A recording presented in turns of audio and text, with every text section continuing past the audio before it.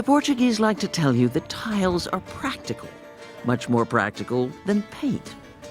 They last centuries, but spend one day in Portugal, play tourist, go for a walk.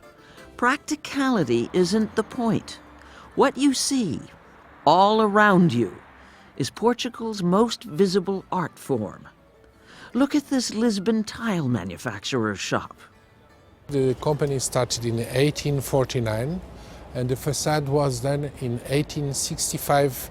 So was this an advertisement for the tile company? Of course, this impressive facade should call the attention of the people at the time. For 5 generations, Duarte Garcia's family has owned the company and the building. What is the Portuguese name for tiles? Azulejos. Azulejos. No. Azulejos. Almost there. Almost. Yeah. Azulejos. The word is thought to have come from Arabic, which makes sense because Muslims originally from North Africa, known as the Moors, occupied Portugal and Spain for more than 300 years and left their culture and art behind when they were driven out. We are in the Swan Room. This is the big hall of the palace. With swans on the ceiling and tiles on the walls, this is the ancient national palace at Sintra, northwest of Lisbon. Inês Ferro is director. In the Arab tradition, of course, you know, you are forbidden to represent human images, and of course they excelled on geometric patterns. The palace was the summer residence of Portugal's kings for nearly 800 years. It is a glorious room-by-room history of Portugal's love affair with azulejos. These are reliefed motif tiles. At first, the Portuguese bought tiles from Spain, but by the 17th century, they were making their own. This is the coat of arms room. By the 18th century, they had learned from the Dutch how to do this. This is a bucolic scene, a dance scene in the outdoors. Portuguese tile makers entered what became known as the cycle of masters, producing huge, astonishing blue and white panels that told stories and looked like tapestries or paintings. In Portugal, you can still buy tiles made the old way, slowly, molded by hand, painted by artisans who apprenticed for years before being allowed to do this work. But in 1755, something happened that changed everything. An earthquake followed by a tsunami, which destroyed Lisbon.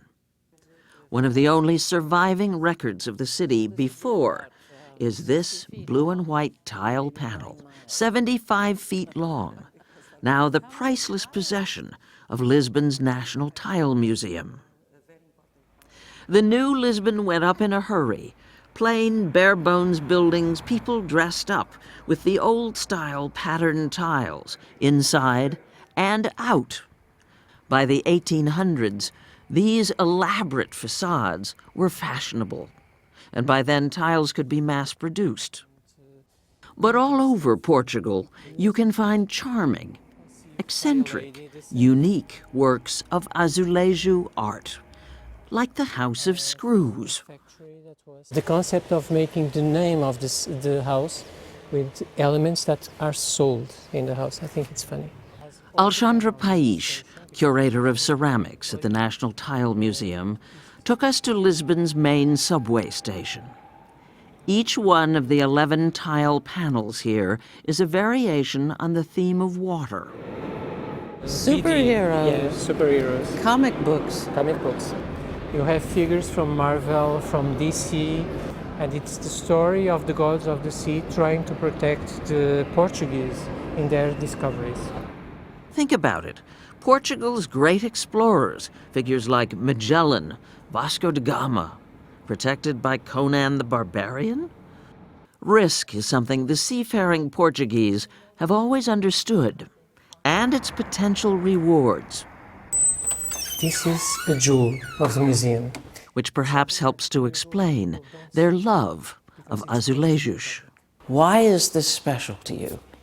Well, this is special because ceramics is the only art that when you finish, you don't know the final result.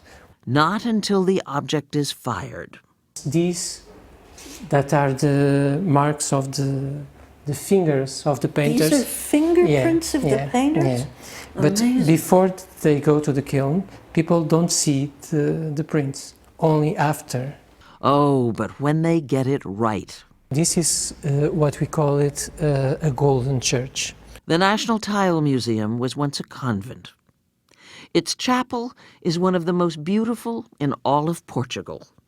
In Portuguese, we have a saying.